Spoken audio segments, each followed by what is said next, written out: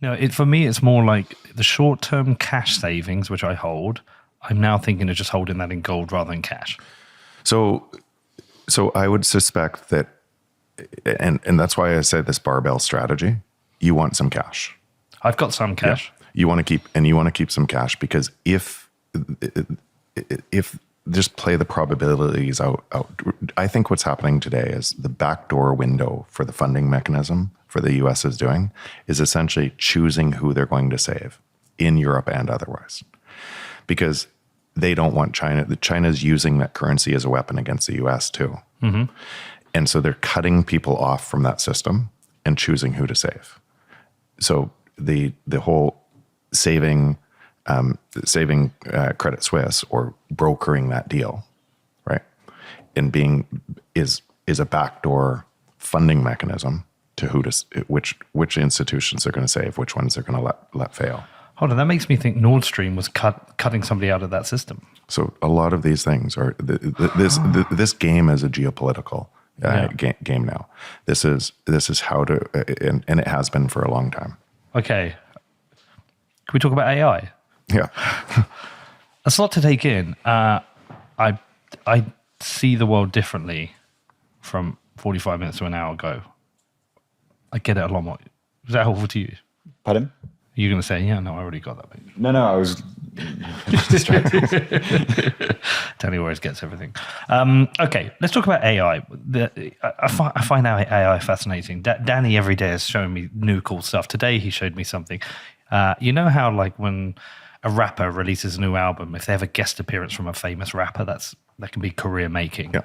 He showed me a thing this morning where a guy's used AI to have Jay-Z as a guest rapper on his video. It's not Jay-Z, it's just AI doing it. And so every day we're seeing all this cool stuff, and maybe it's not really artificial intelligence, it's just super smart program. But either way, it's a new boom that we're starting to see. There's a lot of investment, a lot of interest, a lot of cool things happening. Debates about when we get AGI, like all this is happening. But just generally, this obviously really relates to your work, your kind of observations of the future. What's your general take on AI first? So general take, and I wrote 2 chapters on AI, a general purpose technology that is going to be smarter than us. And people get scared of it or excited by it, by it's going to take all jobs tomorrow, or it's going to make me more efficient. In both of those, it's eventually going to take all jobs. And because marginal cost of production falls to zero, it's going to be better at things. Then it's going to merge with robots. And not just the robot humanoids that you think it would look like. Every version of types of robots that could do different things that we could imagine today. That could and then it will kill us. No, it's part of it. And I see us actually being... Should we go here or not? Yes, definitely go here. We've been having some pretty existential chats about this. Okay, so let's just play forward, because that's what I talked about in the book, right? I talked about all human intelligence is error correction. Okay. Human intelligence is error correction. And we stand on the shoulders of other people who have gone before us, and those models we're constantly trying to correct and make better in service of humanity, right? In service of our own needs, making life better. And when we create things that are better for other people, we win more of the economic pie. That's what the world looks like, right? It's always looked like that. We forget all of the things we're living on top of, and all of so we don't have to think about relativity today. Yeah, we're a couple hundred years ago, people had to kind of figure out all of these things. We don't have to figure out Maxwell's equations or Faraday lines that led to Maxwell's equations to drive our telecommunication systems. We just all rely on. We don't think of those things because they're now models that are so proven, and the world just works. Right? They weren't always proven. And we used to have to think really hard, and life didn't look like it looks like today because people couldn't figure that out. And those insights then moved to these models, and we error correct on top of those models. Fair? Mm-hmm. That's all we do. Yeah. Right? And so human intelligence is literally error correction, and a global kind of driving that. And what that means is, or a different way to look at that is, all we are on an evolutionary scale is one rung in a ladder searching for, we're limited energy. We ourselves are limited energy, limited storage, and limited compute. And we're connected through trust and division of labor to do certain things, micro things, better than others. And we trade our time for somebody else's time that does that other thing better, right? Mm-hmm. And so we create a supercomputer of us. All of those limited energy, limited storage, and limited brains compute. We create a supercomputer. Unlimited. What's almost an unlimited supercomputer that we actually project. We think about what the world could look like, and we're constantly doing that all together to try to make that world better. And it's connected through trust and money.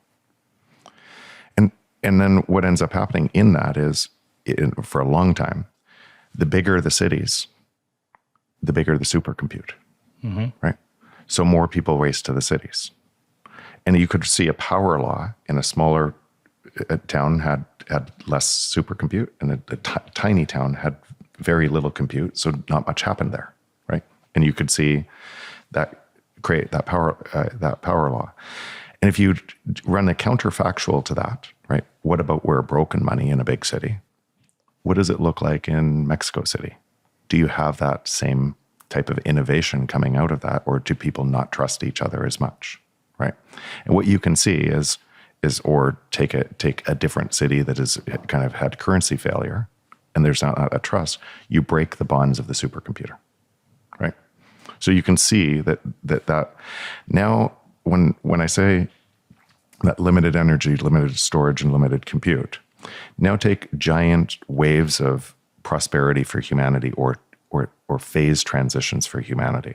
Phase transitions came when one of those three or two of those three changed. Printing press was a massive change in storage, right? So we're searching for more storage because we have limited, and before that we had to tell stories, and those stories lost fidelity over time. And now our stories could be put into books, all our thoughts, and it could run into storage.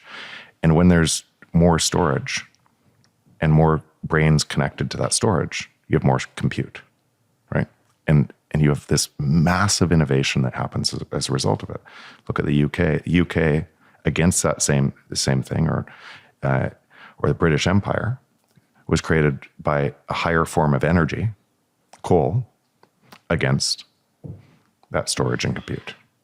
The US was a higher form of energy than in the coal, in oil, against that storage.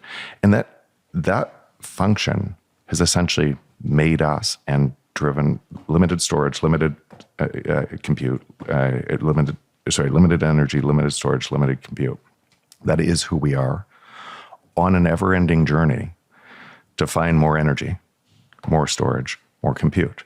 And when we find more energy, more storage, more compute, society expands. So that what's happening right now is that storage is now moving into a computer, which is far more effective than an analog version of a book. And it's now computing on its own, and it's learning on its own. And now you have Auto GPT that is actually just referencing other layers of information and creating more learning and getting faster and faster and faster. That's overtaking our ability. And eventually we're going to constantly searching for more energy, right? To be able to feed that, which we'll do, right? All in service. Eventually what it'll look like is not the AI against us. I don't suspect. We hope. It'll look like we will merge with machines. It's the next evolution. The next evolution is when is that the Elon Musk scenario? Neuralink.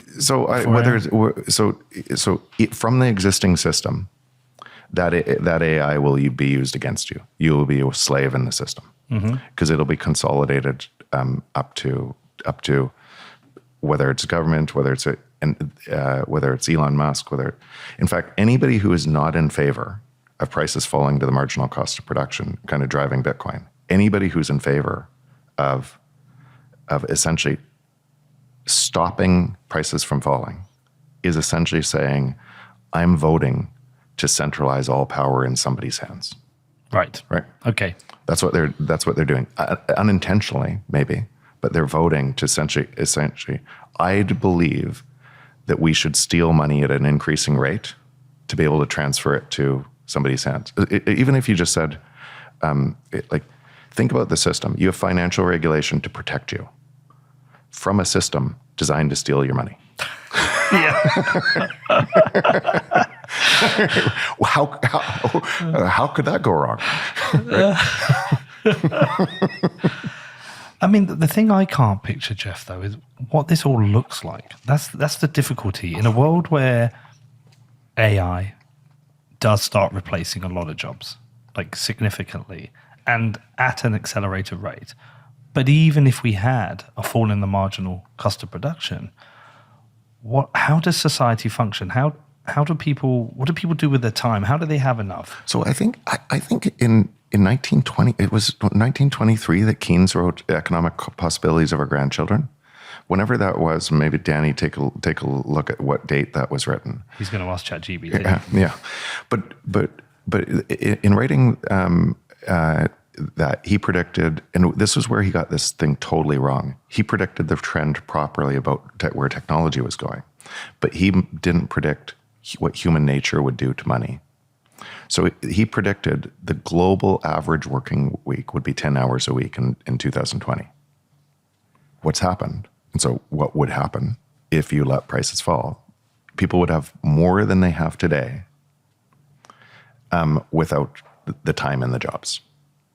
It's just such a paradigm shift. It's so hard to believe because you can't prove that, right? You have to infer it from what the trend would do because we haven't lived in that world. But what does the world look like? Some people, because they're sitting on top of rent seeking, from that they're not productive. It's not being productive form of value for other people. They're sitting on top of that system that they're getting wealth gain at the expense of other people in the world. So some people are working 80 hours, 100 hours, trying to keep up, and it's getting harder and harder and harder. Used to be if you were in the 1%, it was really great. Now you need to be in the 0.1% to be really great. Because you'll need to work less to gain more. Exactly. It's a complete flip. And that paradigm flip is so hard to fathom because we don't live in it. No. Right? But if you follow the rules of economic value, if you follow the rules laid out, how would that look? Because it works exactly the opposite. If you just said wages are sticky, right? So people think, oh, it's just a transfer of wealth to these new people and it's going to look exactly the same. No, it isn't. Wages are sticky. So what that means is if wages are sticky and that's why inflation works going the other way, then wages are sticky. People won't give a wage decrease as fast as prices are falling. So it'll be a massive transfer of wealth back to productive members of society. And as jobs are lost, the people that are going to be able to live on less and less and less forever, right? Why don't you pay for the oxygen you're breathing right now? It's ludicrous, right? It would be ludicrous to have somebody walk in here and say, oh, here's your oxygen mask. But it's not ludicrous. Nestle would try. But it's not ludicrous in space, and it's not ludicrous underwater where the marginal cost of production is higher for oxygen, right? But it's ludicrous. But we can't see that is exactly the same thing, that we're artificially creating that scarcity in everything else, where the natural order of things would drive more and more things to abundance. Amazing. Jeff, I think we're going to save the rest for this evening. Awesome. When we do our event. But thank you. That's really clicked today in a way it hasn't before. Thank you. No, Appreciate you, man.